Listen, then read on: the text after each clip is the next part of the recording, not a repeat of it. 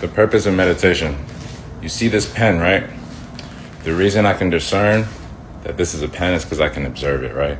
So let's say I'm seeing the pen through my eyes. So I can't be the pen, or else I wouldn't be able to observe it. My eyes are observing this pen, right? Okay, so the eyes see the reflected light of this pen, and it sends a signal through the blood to the brain to be like, this is pen. So now my brain is the observer of what my eyes are bringing to it, right? So at first, the pen was the object and my eyes were the subject. Now my eyes are the object and my brain is the subject, correct?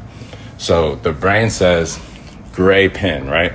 The thought gray pen would not exist without you, right? So you are bringing the thought gray pen.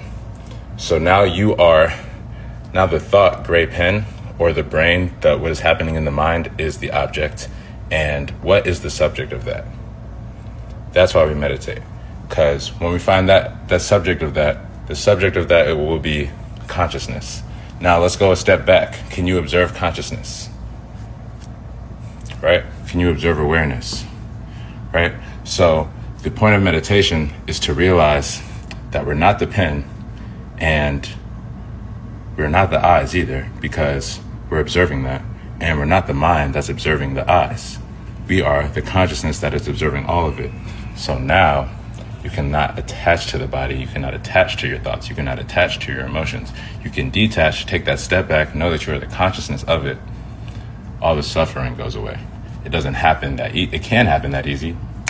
Instant enlightenment, samadhi, nirvana. But then you always come back to the I eventually. The body's I. But you have to realize the real I, the real you, is the consciousness and the awareness. That's why we meditate, so we can tap into that field of unconditional consciousness awareness.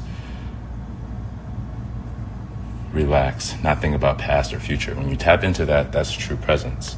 Because if not, you're thinking about something, you're planning something, or you're regretting something. So we meditate so we can understand that relationship, so we can move through life with less suffering.